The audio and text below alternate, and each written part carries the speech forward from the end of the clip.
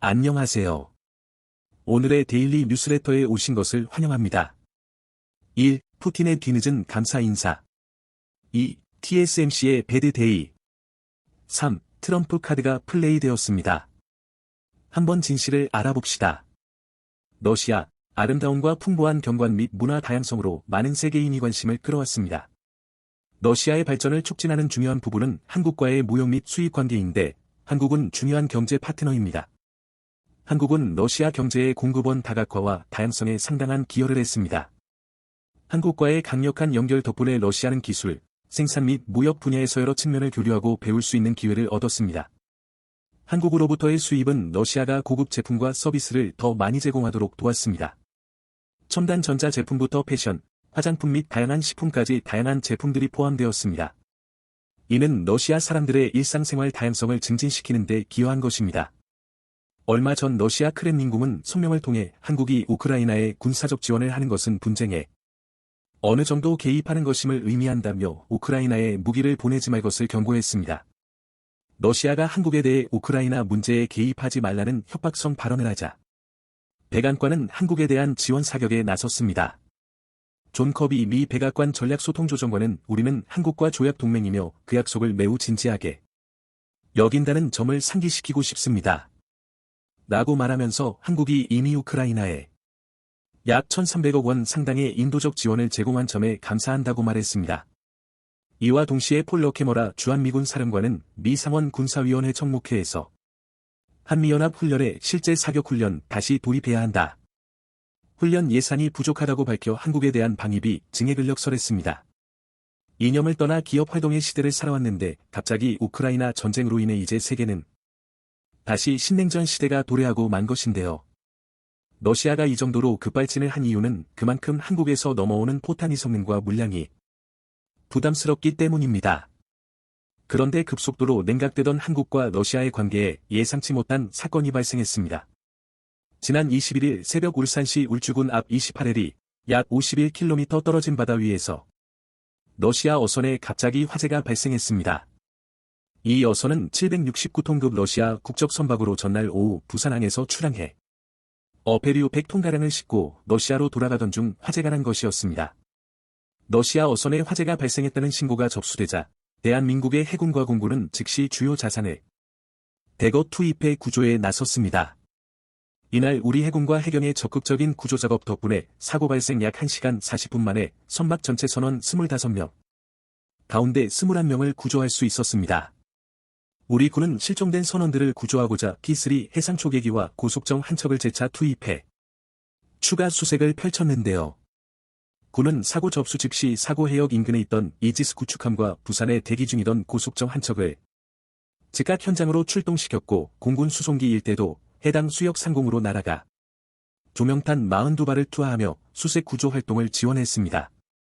우크라이나에 대한 군사지원 가능성을 둘러싸고 한러 관계가 급속 냉각된 것과는 별개로 한국은 인도적인 긴급 사안에 대해서는 망설이지 않고 인명을 구조한 것입니다. 이 뉴스는 곧바로 러시아군에 의해 공식적으로 발표되었습니다. 러시아 어선이 침몰 직전에 한국이 해군과 공군까지 투입하여 21명이나 구조했다는 소식이 알려지자 러시아인들 역시 크게 감동받은 분위기입니다. 최근 긴장감이 돌긴 했지만 사실 러시아에서 한국은 오랫동안 의리 있는 국가로 통해왔습니다. 그리고 이 같은 이미지를 만드는데 중요한 역할을 한 곳은 바로 삼성과 같은 기업들이었습니다. 1998년 8월 17일 당시 러시아 정부는 모든 외채 지불을 90일간 유예한다며 모라토리엄을 선언했습니다. 시장 경제로의 체제 전환 이후 호황을 누리던 러시아 경제가 하루아침에 거품이 꺼졌기 때문입니다. 러시아가 모라토리엄을 선언하자 그때까지 투자를 확대하던 외국 기업들은 혼비백산, 앞다퉈 달아나거나 사업 규모를 축소하기에 바빴습니다. 하지만 당시 끝까지 러시아에 남은 업체가 바로 한국의 삼성전자와 LG전자였습니다. 다행히 러시아 경제는 2000년부터 고유가 덕분에 살아나기 시작했습니다. 그러자 떠났던 일본과 유럽의 전자업체들이 슬그머니 되돌아왔습니다. 하지만 러시아 국민들은 알고 있었습니다. 위기 상황에서도 한국 가전업체들이 러시아를 믿고 끝까지 자리를 지키며 함께했다는 사실을 말입니다. 이 때문에 삼성, LG전자 등 한국의 가전 브랜드는 사실상 러시아 국민 브랜드와 같은 대접을 받았습니다.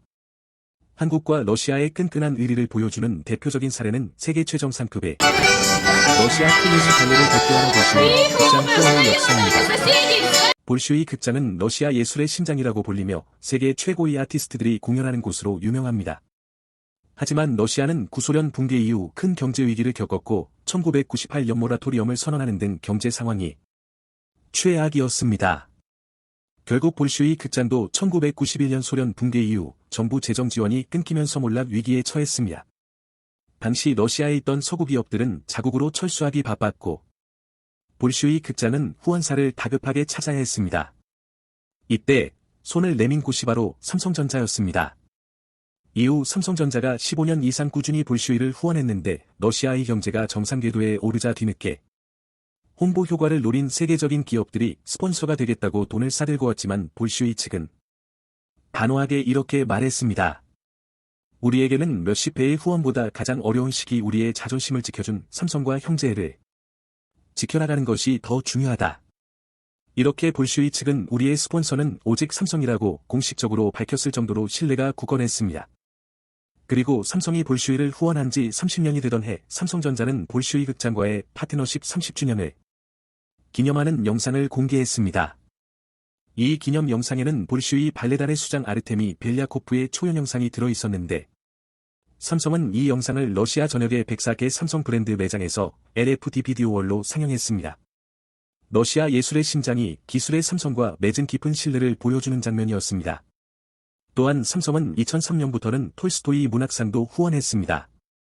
톨스토이 문학상은 톨스토이 탄생 175주년을 맞아 톨스토이의 인본주의와 문학성을 기리고 러시아 문학의 발전을 장려하기 위한 것으로 톨스토이 재단과 삼성전자가 공동으로 제정한 순수 문학상입니다. 모라토리엄 이후 모두가 짐을 싸서 떠나던 그 시기에 삼성전자가 러시아에 잔류하며 현지 시장에 뿌리내릴 수 있었던 배경에는 이건희 회장의 결단이 있었습니다. 당시 이건희 회장은 러시아에서 철수하지 않고 오히려 더 공격적인 투자를 결정했습니다. 또한 볼쇼이 극장을 일으키고 톨스토이 문학상 후원도 유지했습니다. 이건희 회장의 결단이 삼성을 러시아의 은인으로 만든 것입니다. 삼성전자는 2011년부터 2016년까지 6년 연속으로 러시아 시장조사기관 OMI에 의해 러시아가 가장 사랑하는 브랜드 1위에 올랐는데요. 나이키, 아디다스, 소니, 애플 등 유명 기업들을 제치고 부동의 1위에 오른 것입니다. 당시 많은 기업들은 궁금하게 여겼습니다. 대체 어떤 점이 러시아에서 삼성이 이렇게 탄탄한 고객층을 만들 수 있게 한 것일까? 1990년 처음 러시아에 진출한 삼성전자가 유럽 최대의 소비 시장인 러시아에서 1위를 거머쥔 배경에는 러시아 문화에 대한 이해와 사랑, 그리고 꾸준한 후원으로 신뢰를 얻은 것이 주요했습니다. 삼성은 1991년부터 볼쇼이 극장을 후원해 최장수 후원사가 되었을 뿐 아니라 2015년에는 볼쇼이 극장에서 열리는 모스크바 국제 빛 축제의 후원사로서 극장 외벽에 자사 제품을 주제로 한 영상을 상영해 호응을 이끌어냈고 아울러 루브르 박물관, 대형 박물관과 함께 세계 3대 박물관으로 손꼽히는 러시아 에르미타주 박물관도 1997년부터 후원해왔습니다. 특히 후원 10주년을 맞아 시작된 에르미타주 박물관 문화재 복원 사업은 기업이 후원을 할 때 어떻게 해야 하는지 그 정석을 보여줍니다. 지난 2007년 삼성과 에르미타주 박물관은 연결된 시간 연결된 기술이라는 이름으로 시작된 첫 복원 사업을 통해 캐서린 황제 2세의 탁상시계 외시계 3점을 복원했습니다.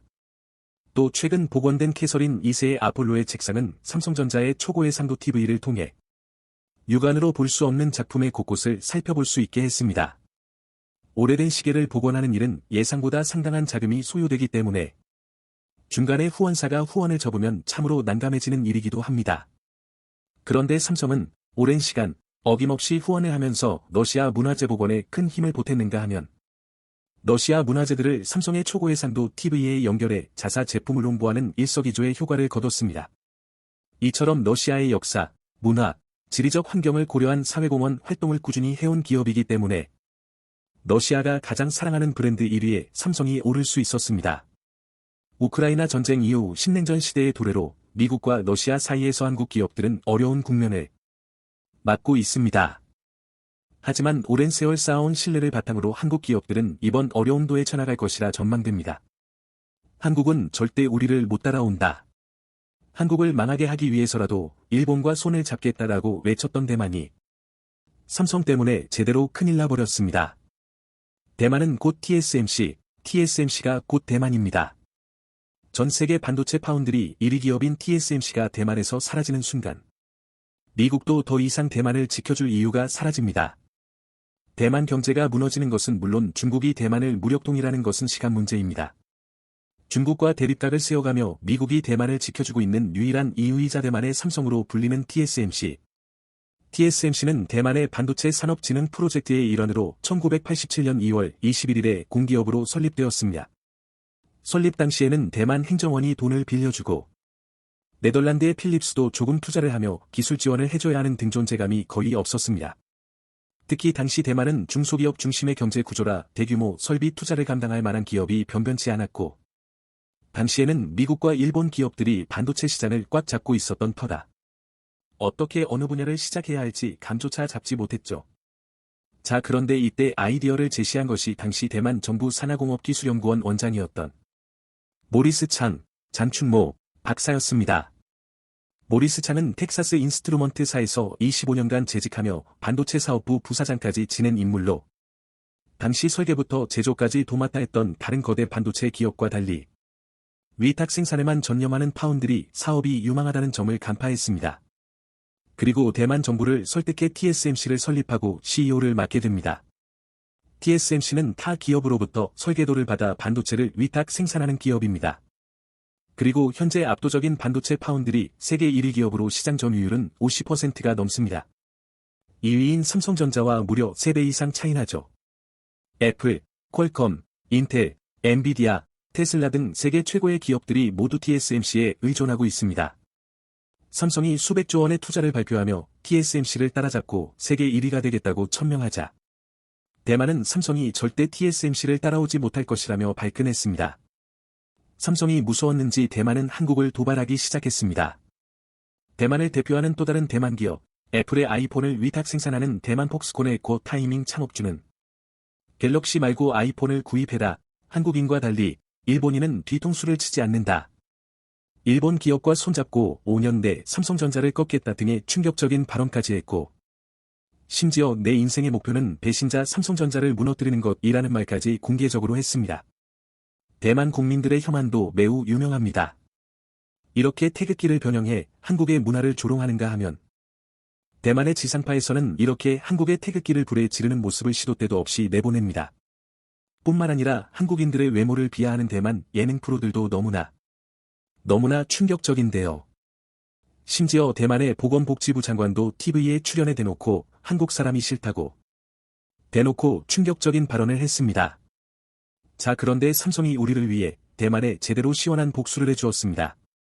TSMC에서 가장 중요한 최고 기술자라 불리는 린준청을 삼성 2부 사장으로 영입했습니다. 린준청은 TSMC에서 1999년부터 최근까지 일한 반도체 최고위 전문가로 삼성이 이번에 영입했습니다.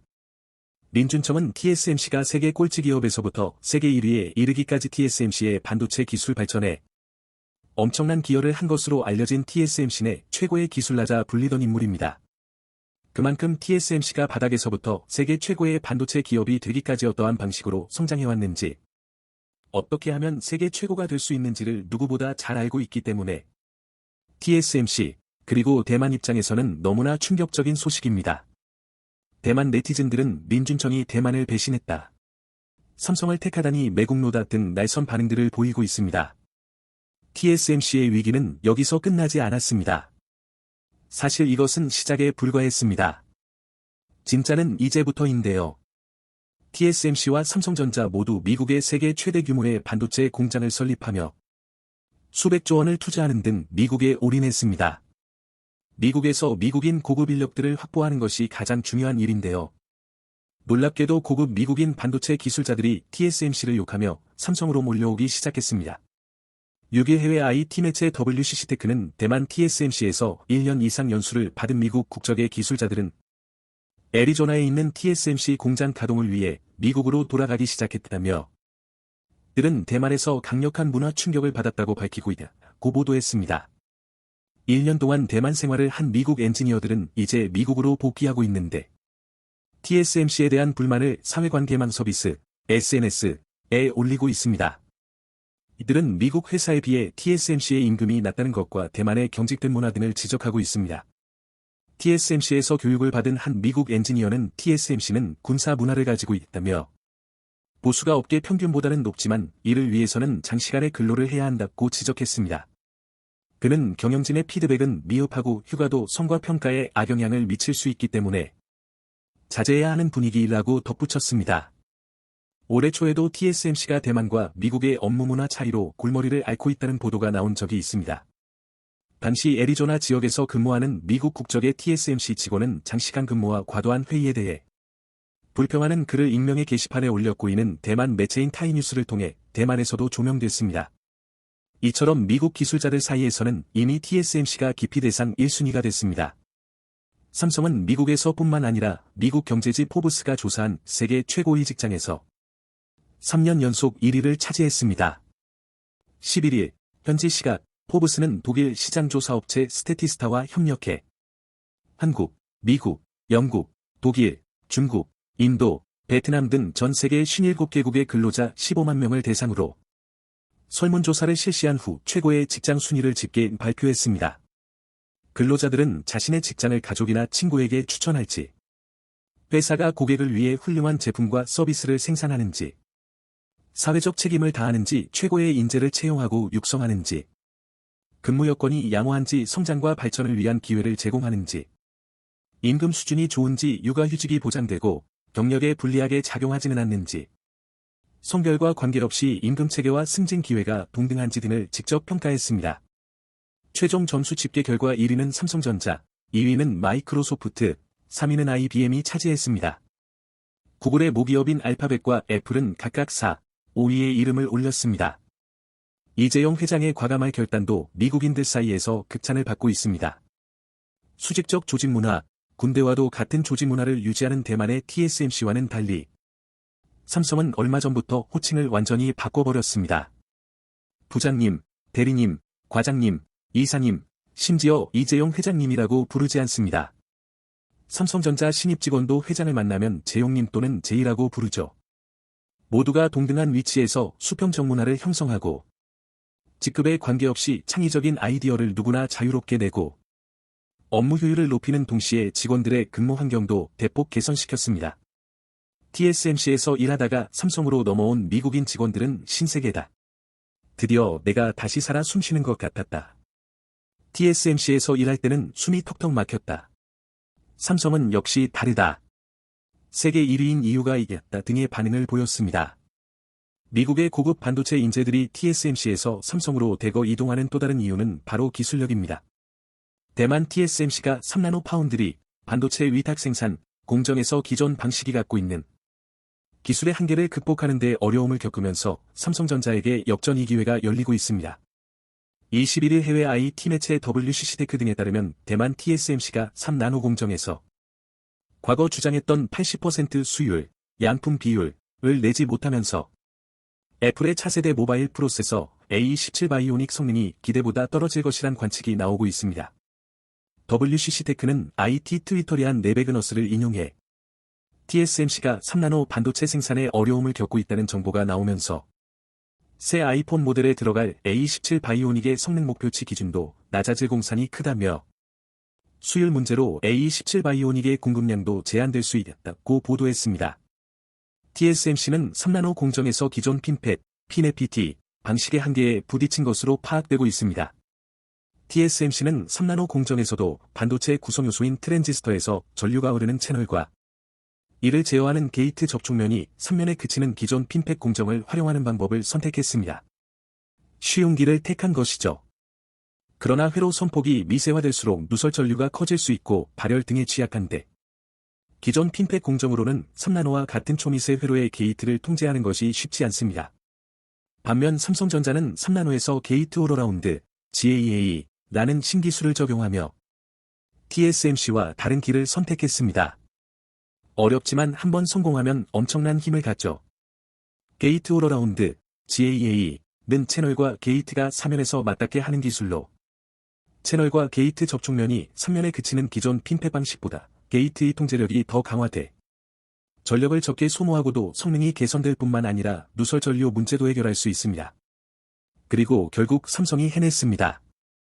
경계현 사장은 최근 세계 최초로 3나노 양산에 성공했다고 밝히면서 핀펫 트랜지스터가 기술적 한계에 다다랐을 때 새로운 대안이 될 GAA 기술의 조기 개발에 성공한 것은 무에서 유를 창조하는 혁신적인 결과라며 삼성전자는 이번 제품 양산으로 파운드리 사업의 한 획을 그었다 고전했습니다.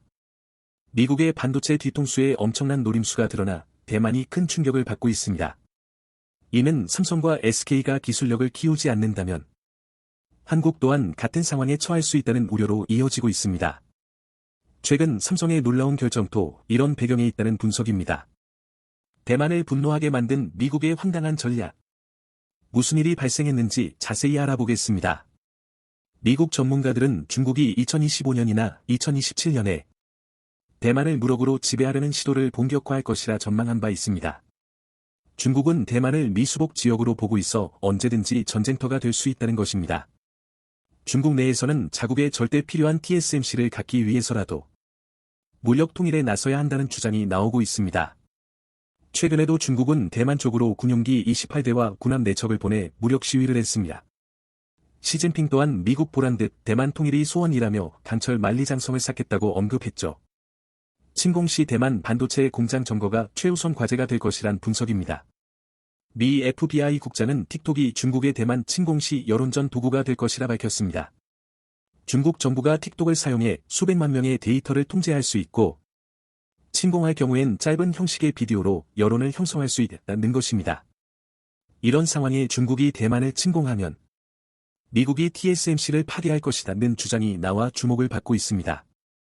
트럼프 행정부에서 국가안보보좌관을 지낸 로버트 오브라이언이 발언으로 최근 카타르에서 열린 글로벌 안보 포럼의 화상으로 참석해 중국이 대만을 침공하면 반도체 공장이 넘어가는 것을 막기 위해 미국이 이를 먼저 파괴할 것이라는 주장들 했습니다.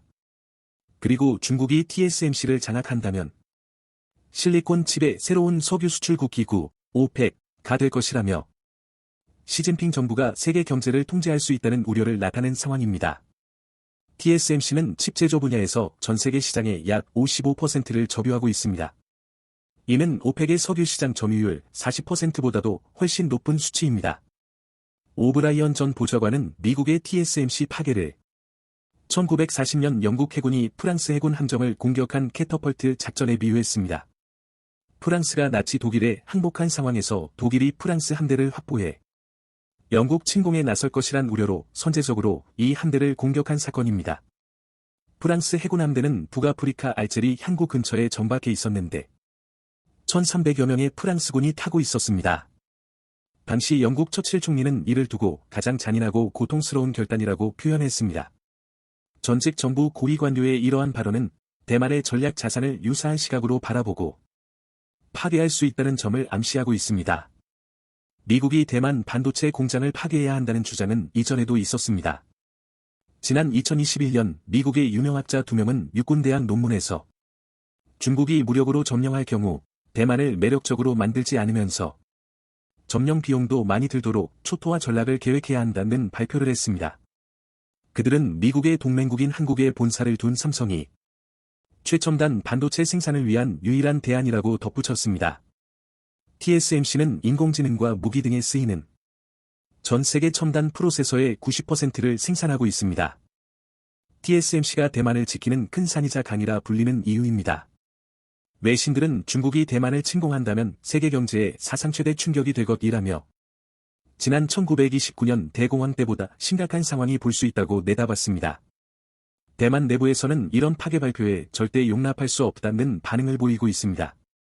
대만 국가안보국은 반도체 공장이 세계 공급망에 깊숙이 통합돼 있어 미국이 물리적으로 파괴하지 않더라도 생산물 중단시킬 수 있기에 유사시 반도체 공장을 파괴할 필요가 없다는 반박을 했습니다.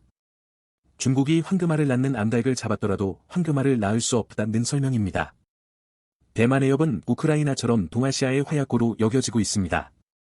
미국은 러시아의 우크라이나 침공 이후 중국의 대만 침공을 가상한 대응 방안 연구에 박차를 가하고 있습니다. TSMC 등 대만의 첨단 반도체 산업에 초점을 맞추고 있는 상태입니다. 대만 언론은 대만이 최악의 상황이 되면 미국이 TSMC 엔지니어를 최우선으로 비행기에 태워 자국으로 탈출시키는 것을 고려하고 있는 폭로를 했습니다. 대만에서 전쟁이 벌어진다고 해도 미국이 참전해야만 할 의무는 없습니다. 그러나 미국 바이든 정부가 군사적 지원을 제공하겠다는 이유도 당장 도와주지 않는다면 자국 산업에 막대한 피해가 가기 때문입니다. 미국은 아이폰부터 첨단 무기에 이르기까지 반도체의 70%가량을 대만에 의지하고 있습니다. TSMC는 차량용 반도체 또한 약 60% 이상들 만들고 있습니다. 반도체 시장 규모는 대략 6천억 달러 수준이지만 기타 기기에 파급되는 영향력까지 포함하면 천문학적 규모로 커질 수 있는 것입니다. 블룸버그는 TSMC가 전쟁으로 파괴되면 세계 경제에 1조 달러 가량의 타격이 돌 것이라 분석했습니다. 이는 전 세계 반도체 기업 연 매출의 약 2배 정도입니다. 장준모 TSMC 창업자는 TSMC에서 출발하는 실리콘 쉴드가 중국의 공격으로부터 대만을 보호할 수 있다고 언급하기도 했습니다. 14억 인구의 거대 중국을 상대로 2300만 인구의 섬나라 대만이 일점불사태세를 보일 수 있는 것은 반도체 덕이라는 주장입니다. 미국을 비롯한 서방 국가들이 TSMC가 중국의 손에 들어가지 않도록 끝까지 대만을 지킬 것이라는 믿음을 보인 것입니다. 1979년 미중 수교 이후 즐골 중국과 대만 사이에서 줄타기 외교를 해왔던 미국의 태도가 변화된 것도 TSMC 때문이라는 설명입니다. 작년 8월 대만을 찾은 펠로시 하원의장이 가장 먼저 만난 이도 TSMC 회장이었죠. 미국은 자국의 이익과 직결되면 이를 공격하거나 파괴하는 걸 방관하지 않습니다. 1990년 이라크가 쿠웨이트를 침공하자 즉시 뛰어들었는데 당시 최고 전략물자로 여겨졌던 석유 때문이었죠. 중국 역시 첨단 반도체를 독자적으로 생산할 때까지 대만을 침공하지 못할 것으로 기대하고 있습니다. 대만 반도체 없이는 2035년까지 경제력을 2배 늘리고 핵심 산업을 발전시키려는 계획이 불가능해지기 때문입니다. 하지만 외신은 TSMC 실리콘 반패 이론이 시간이 흐를수록 효력을 잃고 있다고 우려했습니다. 대만 교수는 1980년대 일본 반도체 경기가 호황일 당시 미국이 이를 무너뜨렸던 것처럼 현재 대만과 한국이 시스템 반도체와 메모리 반도체를 독점하는 상황에서 미국이 과거 역사를 반복할 수 있다는 경고를 했습니다. 미국은 1985년 일본과 엔화 절상을 비대로 한 플라자 합의를 체결했습니다. 이듬해에는 미국 칩 사용을 늘리는 미일 반도체 협정도 밀어붙였고 이러한 조치에 일본 반도체는 하얀 곡선을 그린 바 있습니다. 현재도 미국은 한국과 대만 반도체 기업을 크게 압박하고 있는데 이들 기업을 유치하는 동시에 자국 기업을 키우려는 야욕을 보이고 있습니다. 미국은 절대 대만을 중국에 넘기지 않겠다는 입장을 보이지만 미국 내의 반도체 기지가 충분히 세워졌을 경우에는 다른 판단을 할 수 있습니다. 대만의 반도체 공급망을 미국 내에 복제하겠다는 의도로 풀이되고 있습니다. 바이든 정부는 중국에 있는 TSMC 인재들이 미국으로 옮겨볼 것을 권장하고 있습니다. 견고한 대만의 실리콘 방패에 금이 가는데 미국이 방아쇠를 당겼다는 분석입니다. TSMC는 미국의 압박에 투자를 대폭 확대하고 있습니다. 지난해 말 애리조나 공장에 대한 투자 규모를 애초 계획의 3배인 400억 달러로 확대한 것도 이런 압박 때문이라는 분석입니다. 2026년부터 3나노 공정 기술을 활용해 반도체 생산을 시작할 예정입니다. 하지만 투자비 증가 등으로 실익은 크게 없다는 의견이 많습니다.